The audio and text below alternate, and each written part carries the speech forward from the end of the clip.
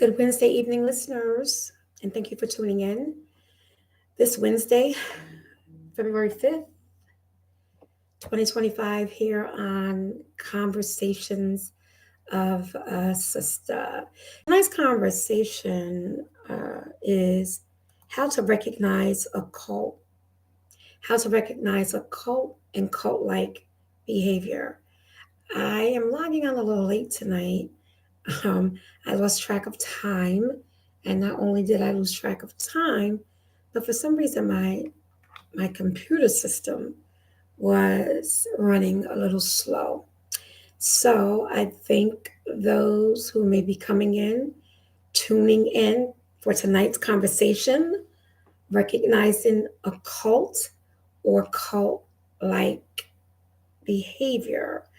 I decided to have this conversation based upon, oh my God, my brain is driving me crazy, based upon conversations that I had been having this week concerning a lot of major news events. However, I just want to jump right into the topic tonight because the topic is somewhat disturbing, and so is the behavior for that fact.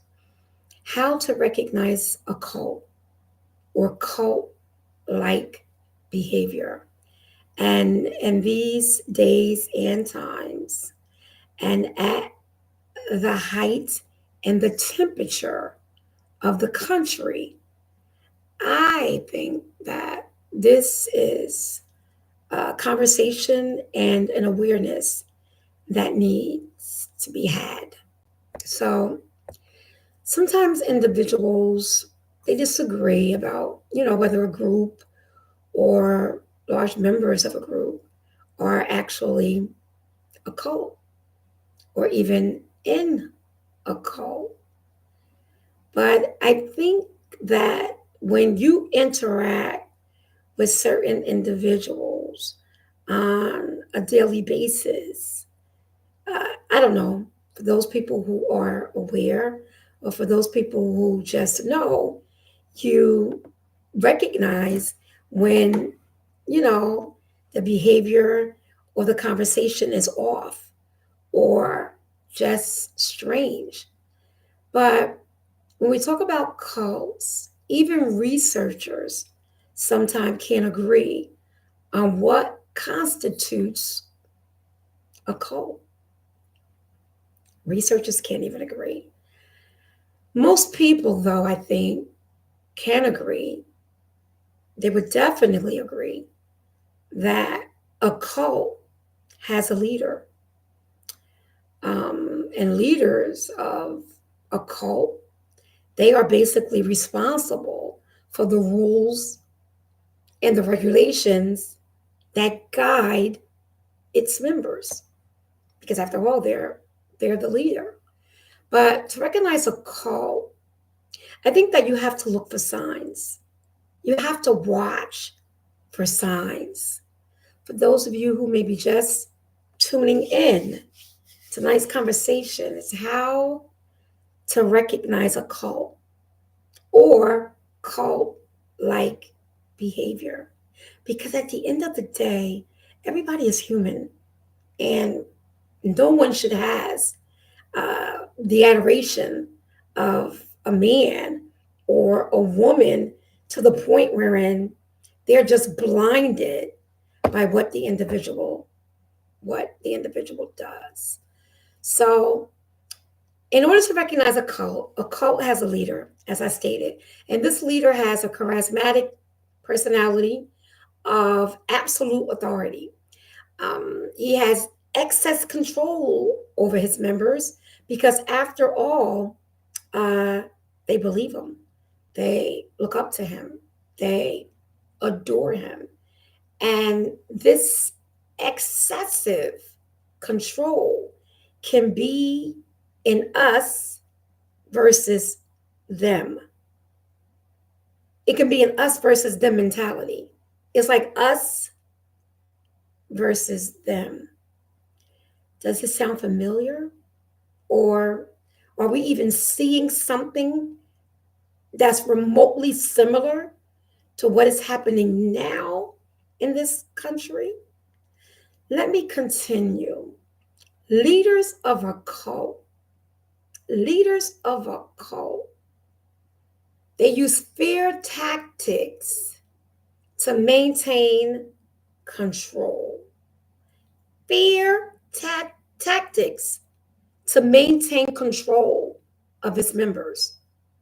So, let's see. During the campaign, they're eating dogs, they're eating cats.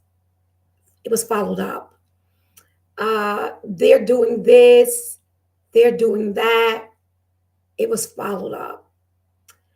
The last election was stolen, although it was never proven. This is something that people believed.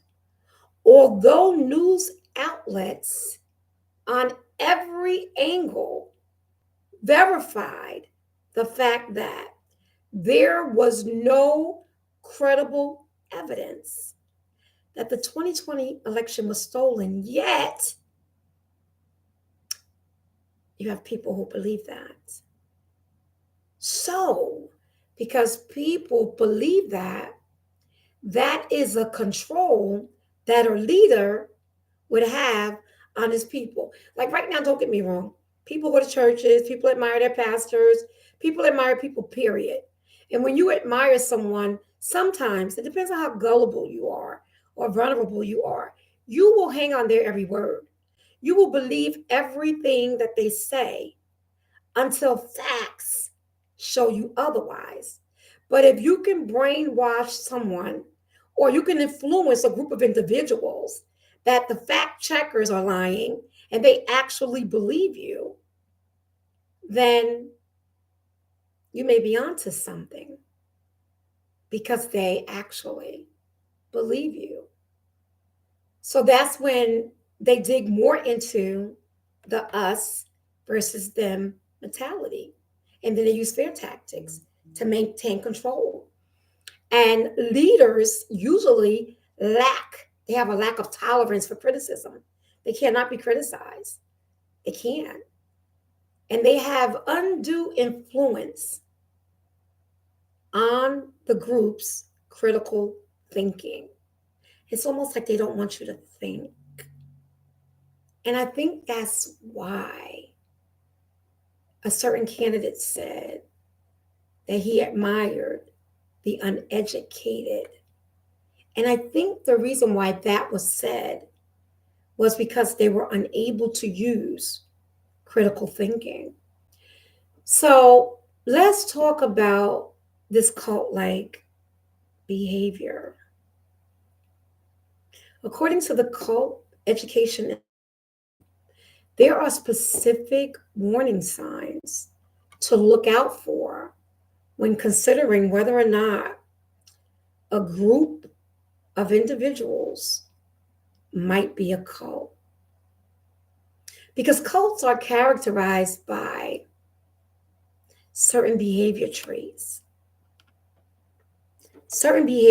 of their leaders that they don't want to recognize. And one of them is they have zero tolerance for criticism or questions. They lack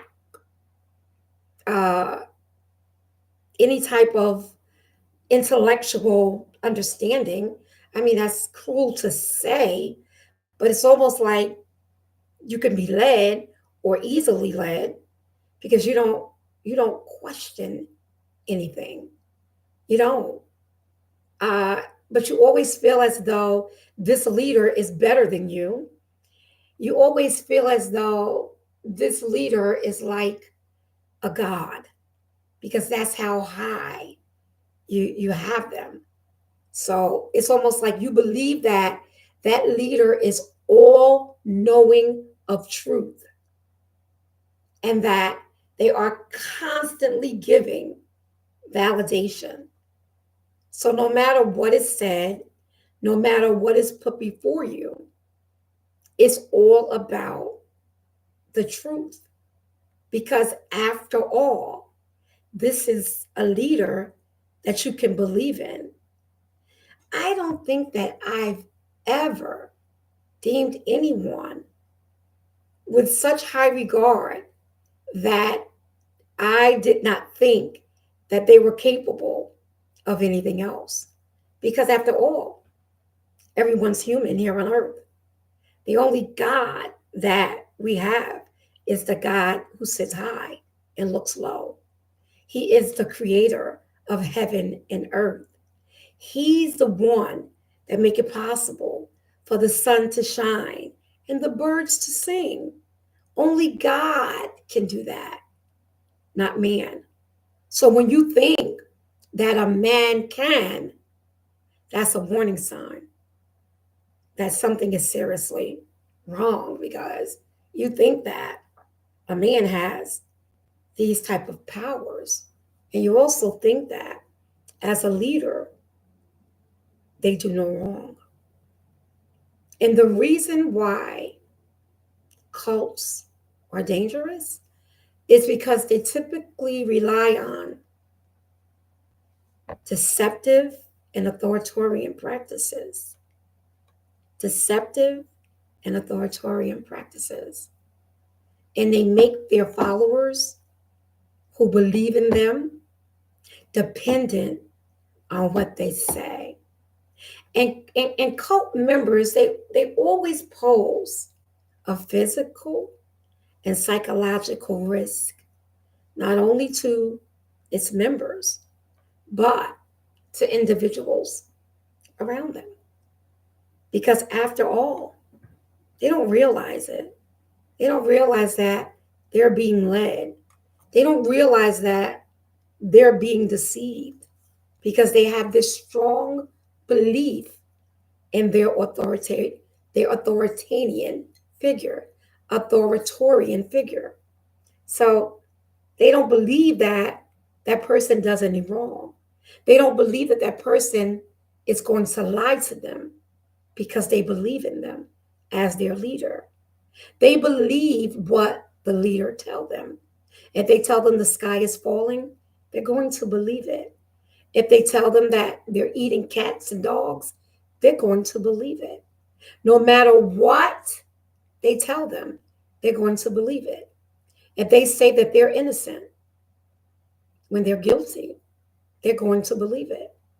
Whatever the narrative is of the cult leader, its followers will believe it. And why do some people become a part of a cult?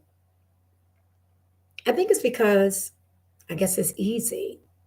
And some experts suggest that most cult leaders tend to be psychopaths. And they are often charismatic and they use psychological tactics in order to gain power. They do it to gain power, to gain social control and allegiance from their followers. And there have been many examples of cults that have made the news often because of their tragic endings. Do you remember Charles Manson? I remember Charles Manson. Charles Manson, in the 1960s, he assembled a group of young people and he referred to them as his family. And he expressed his ideas and his imminent race war. And he told his followers that he wanted them to go out and be on a killing spree. Does that sound familiar? And this was Charles Manson back in the 60s. He told his followers that he wanted them to go out and to start a killing spree. And one night in 1969, several followers murdered 5 people, including actress Sharon Tate. You don't believe me? Look it up. Manson was later convicted of first-degree murder, but this is what he had his followers do. Does that sound familiar? Because on January 6, 2021, Donald Trump did a rally in Washington at the Capitol. And he told his followers, we're gonna march up to the Capitol and we're gonna fight like hell. And I'm gonna be with you, but we're going to fight like hell. And here we are in 2025, and that is known as an insurrection, the January 6th insurrectionists. But you want to know what Donald Trump called them? He called them patriots. That they were patriots. They were not January 6th rioters. They were not insurrectionists. They were patriots of this country. Although several police officers were injured, one police officer was killed, but these people were patriots. They broke into the Capitol building and tried to interfere with the legitimate election, but these people were patriots. That's what he said they were. And that's what he called them. That's what he considered them, patriots. And that word is being used to this day. Why? Because Donald J. Trump is now president again. And on his first day in office, as a matter of fact, before the clock struck 12 midnight on January 20th, he unleashed 1,500 or 1,600 January 6th rioters. He pardoned vicious, malicious individuals back into society because they were not insurrectionists. They were not rioters. They were decent patriots.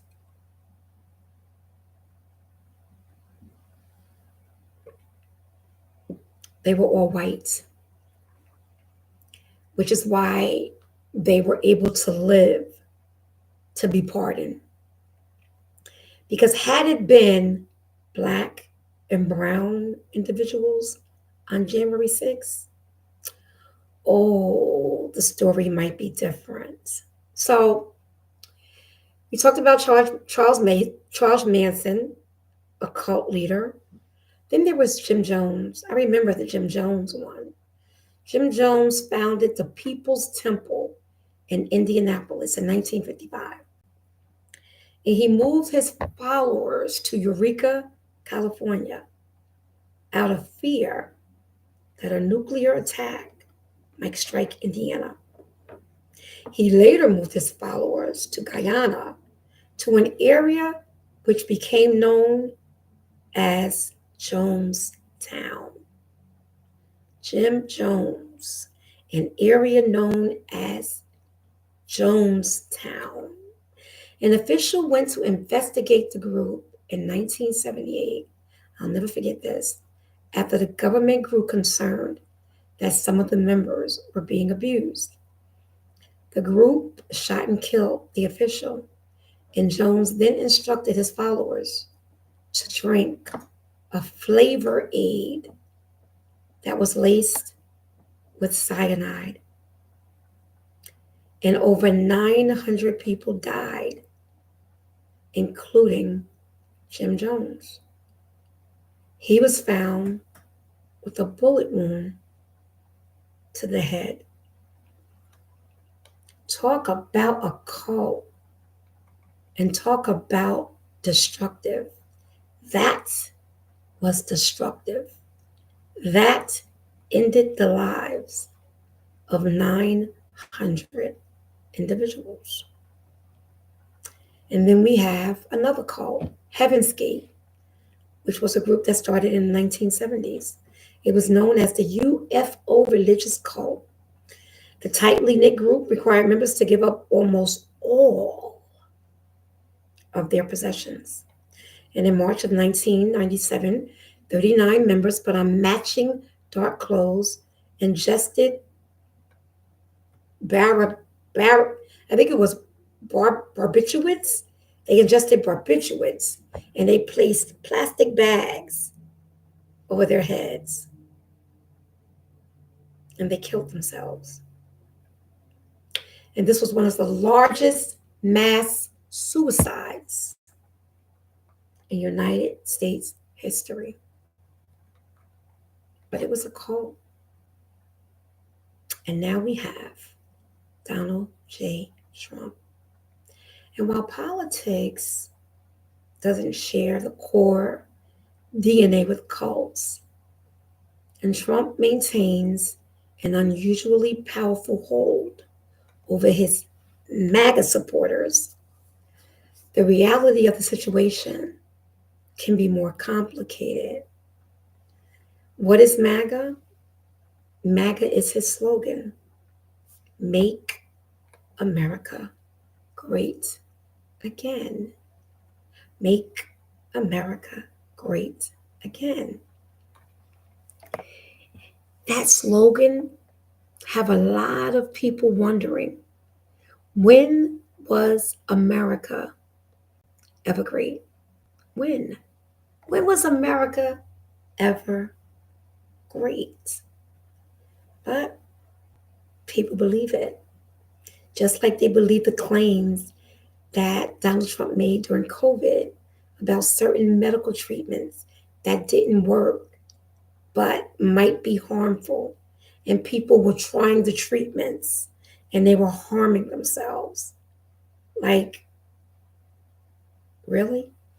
But this is to the extent that people actually believed it. All of the cases, because our felon in chief, the FOTUS felon of the United States, he has 34 convicted felonies. And Trump supporters don't believe it. MAGA believes that it was all a political witch hunt that he overcame. A political witch hunt. None of it was true.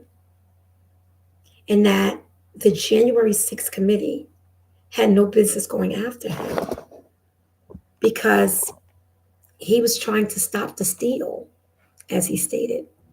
He was trying to stop the steal. What steal? And to this day, the same thing is still being said when there was no proof that the election was stolen. And now, don't get me wrong, I get it. People were tired of Joe Biden and Joe Biden's economy. But I can guarantee you, in the next 6 months, you're going to wish that you were in Joe Biden's economy. Because Joe Biden's economy is going to be, or would have been, or was a lot better than the next hell that we're going to go through in the next 6 months. Trump promised that he was going to lower the price of groceries until the day he got in and said he don't think it's going to be possible. Trump promised that he was going to end the war in Ukraine, between Ukraine and Russia. That war is still going on. Trump promised deportation. That's being carried out, allegedly, in record numbers. And he is trying to overdo or end birthright citizenship. But a judge halted that executive order indefinitely. So when in Trump's first 2 weeks in office, he signed dozens of executive orders that's affecting everything from immigration, climate change, healthcare, medical research, civil rights, federal diversity programs, federal diversity workers, federal workers, direct initiatives that define gender, elective abortions, and he has established the council to review FEMA, and this is just to name a few, in his first 2 weeks. Trump hasn't even been in office a full 100 days. He has already signed over 53 executive orders in just 2 weeks. And with the breaking news that I hear every morning and every 5 minutes, I'm already exhausted.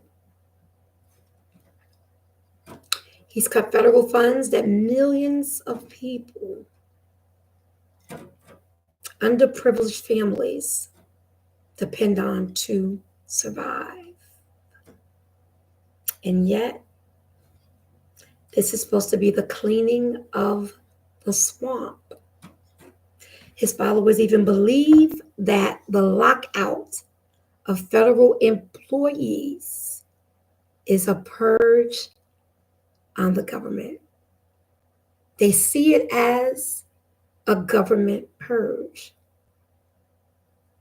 The tax division, who does income taxes, Social Security, Medicaid, these offices, Department of Education, these offices, these agencies, agencies that overlook the banks, the FDIC, all of these things he deems excessive, and he's doing away with them.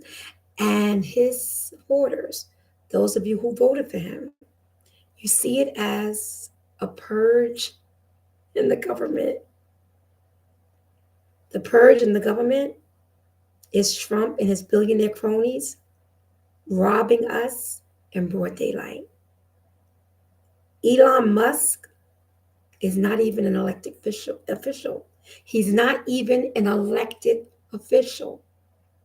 And yet, he has access to the federal funding's website. He has access to your Social Security numbers. He has access to Social Security payment systems. He has access to payment systems that affect average Americans. Is that what you voted for?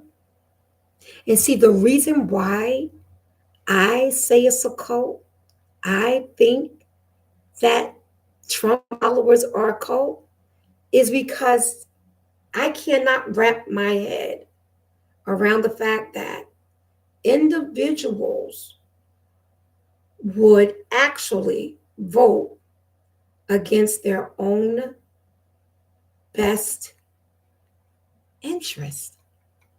It just doesn't make sense to me.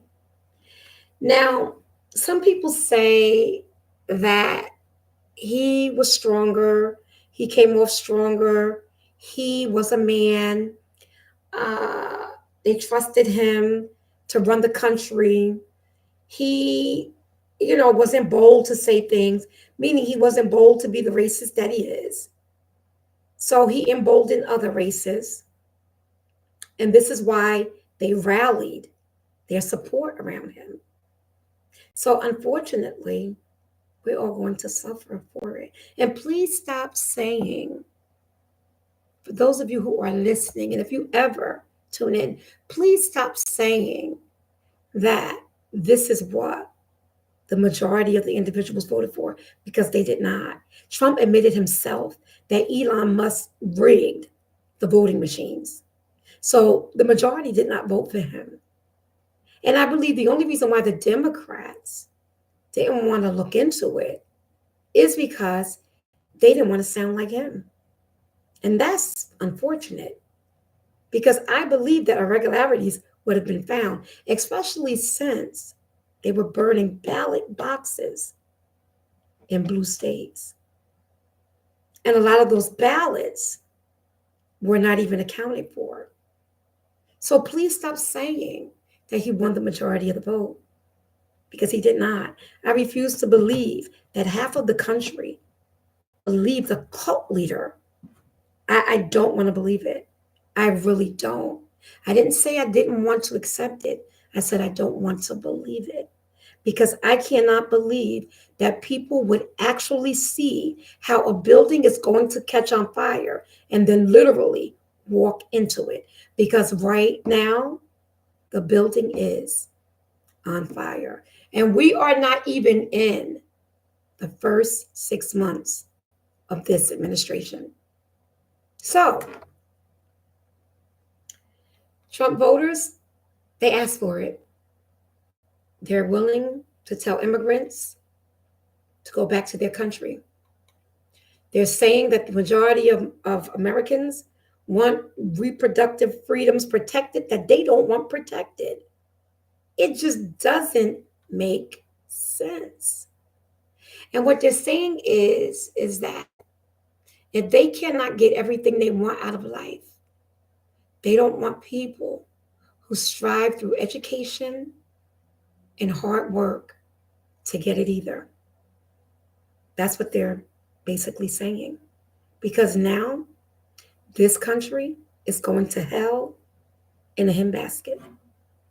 So for those of you who voted for the cult leader, enjoy the ride. Thank you for tuning in. Have a good night. I'll see you next Wednesday on the next conversation.